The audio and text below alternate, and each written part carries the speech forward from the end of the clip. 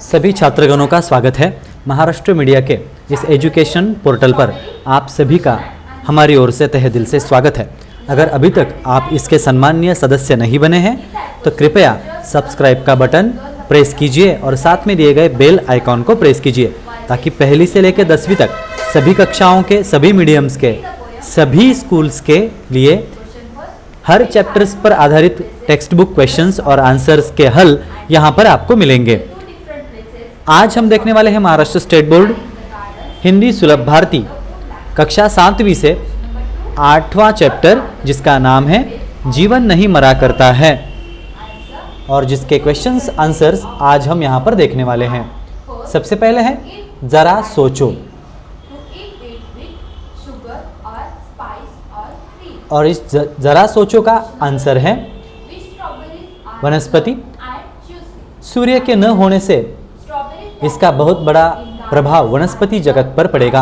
वनस्पतियां carbon dioxide और पानी की सहायता से सूर्य प्रकाश में अपना भोजन तैयार करती है, और सूर्य प्रकाश न होने से इनकी वृद्धि नहीं होगी, इनका अस्तित्व समाप्त हो जाएगा। शाकाहारी पशु पक्षियों का भोजन न मिलेगा, मानव को ऑक्सीजन की प्राप्ति नहीं होगी। वनस्पति ही सजीवों के अन्न स्रोत का मुख्य आधार है।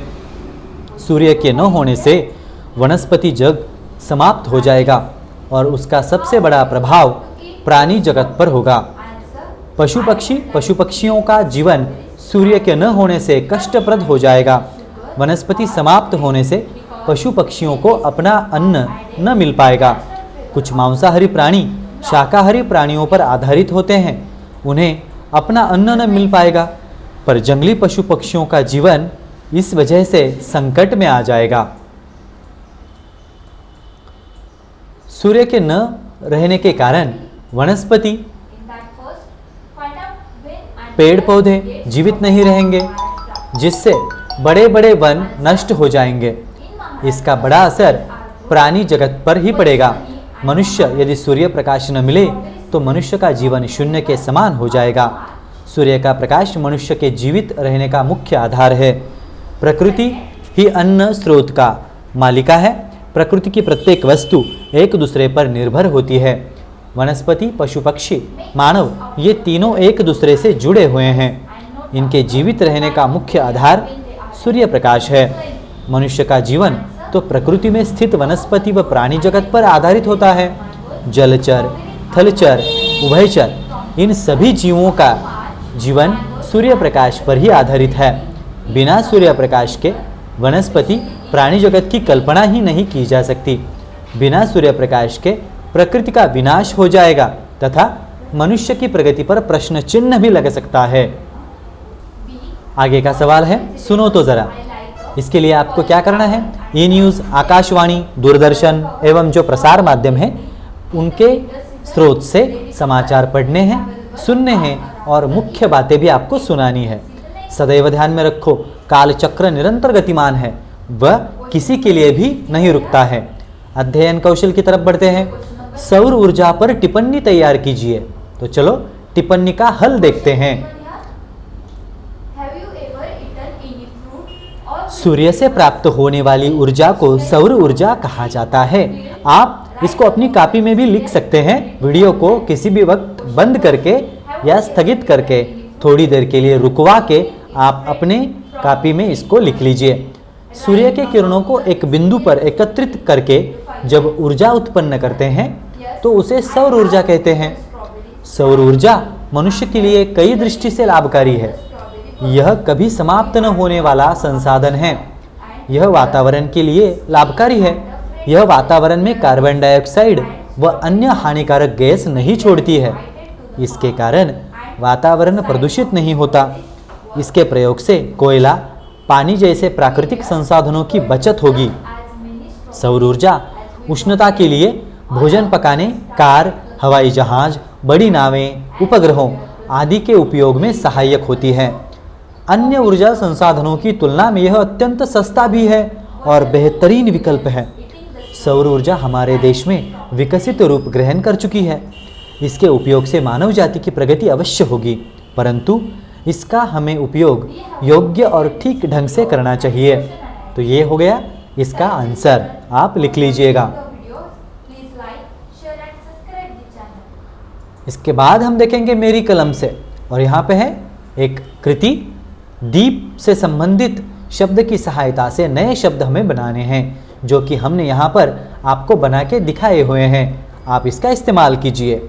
हम इसे पढ़ते हैं। दीप शिखा, दीपमाला, दीपावली, दीपमय, दीपनीय, दीपाधार, दीपक, दीपिका।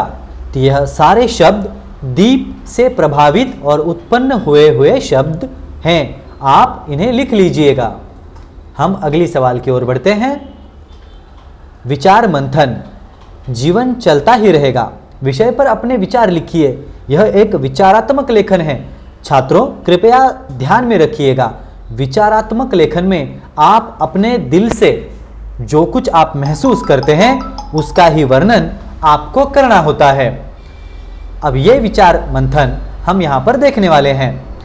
संसार में हर एक प्राणी अपनी मंजिल की ओर बढ़ रहा है। सूर्य, चंद्र, तारे अपनी मंजिल की ओर बढ़ते रहते हैं। तो फिर मनुष्य अपने जीवन को बिना उद्देश्य से कैसे रख सकता है? जीवन हिमालय पर्वत से उद्गमित गंगा नदी के समान हमेशा चलता ही रहता है। जीवन में कई कठिनाइयों मनुष्य को सदैव रोकने का प्रयास करती है। उस समय उसकी गति शायद थोड़ी धीमी होती है, किंतु वह रुकता नहीं है। जीवन मनुष्य की अंतिम सांस तक चलता रहता है। जीवन और संघर्ष का एक अटूट संबंध होता है। जीवन की धारा अबाध गति से बहती रहती है और मनुष्य आगे बढ़ता जाता है। जब तक प्रकृति रहेगी, जीवन चलता ही रहेगा। तो यह हो गए हमारी ओर से कुछ विचार। आप अपने विचारधाराओं को इसमें सम्मिलित जरूर कीजिएगा। बढ़ते हैं अगले सवाल की ओर। निम्नलिखित पंक्तियों का अर्थ लिखिए। पहला है, लाख करे पतझड़ कोशिश पर उपवन नहीं मरा करता। अब उपवन क्यों नहीं मरते? अगर पतझड़ हो जाए तो फिर वन कैसे बाधित रहते हैं? तो जानेंगे इसका आंसर। इन पंक्तियों का अर्थ यह है कि पतझड़ के मौसम में पेड़ पौधों के पत्ते झड़ जाते हैं और सारा वन उपवन उजड़ा व वीरान सा लगने लगता है। अगर यही किस्सा आदमी के साथ हो जाए तो आदमी तो गंजा हो जाएगा, लेकिन किंतु इससे उपवन में स्थित पेड़ पौधों का जीवन समाप्त नहीं होता है। वसंत ऋतु आते ही वे फिर से हरे भरे होने लगते हैं। उसी प्रकार जीवन में किसी के भी द्वारा कितनी ही तकलीफें देने या अपने रास्ते में संकट पैदा करने से मनुष्य का जीवन रुक नहीं जाता, वह निरंतर आगे ही बढ़ता रहता है। इस सवाल के बाद अगला सवाल है सवाल 2। सवाल क्या है? कितनी बार गगरियां फूटी शिकन न आई पनघट पर। इसका अर्थ जानेंगे। अर्थ है, इन पंक्तियों का अर्थ है कि पनघट पर पानी भरते समय कितनी गगरियां वहां गिरकर टूट जाती है, किंतु पनघट उस पर कभी चिंतित नहीं होता। उसी प्रकार जीवन में रुकावटें व संकटें तो आती ही रहेंगी, उनकी चिंता न करते हुए तथा उन्हें जीवन का एक भाग समझकर आगे बढ़ना चाहिए। चिंता करने से मनुष्य अपने लक्ष्य को साध्य नहीं कर सकता। यह हो गया इस सवाल का हल। आगे बढ़ेंगे। नंबर 2,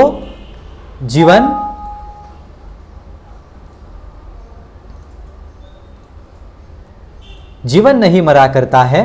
कविता का मुख्य आशय लिखिए। तो क्या है उसका मुख्य आशय?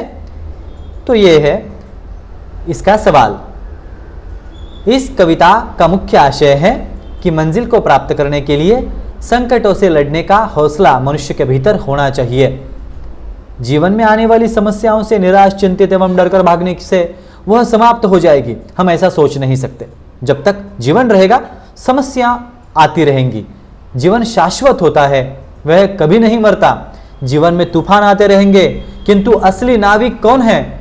वही जो तूफान में राह निर्माण करे। हौसला झरने से नहीं बल्कि हौसला रखकर लड़ने से जीवन शाश्वत रहेगा। यह बहुत ही मोटिवेशनल है। आगे बढ़ेंगे अगले सवाल की ओर। जीवन की शाश्वतता को बताने वाली पंक्तियां चुनकर लिखिए। तो कौन सी पंक्तियां हैं? आप कविता अच्छे से पढ़िए तो उनमें से आपको मिल जाएंगी। एक ये है, छिप छिप अश्रु बहाने वालों, मोती व्यर्थ लुटाने वालों, कुछ सपनों के मर जाने से जीवन नहीं मरा करता है। दूसरा है, खोता कुछ भी नहीं यहाँ पर, केवल जिल्द बदलती पोथी। जैसे रात उतार चांदनी, पहने सुबह धूप की धोती। इस सवाल के साथ हमने यह कविता और इस पर आधारित सवाल एवं उनके जवाब पूरे कर लिए हैं।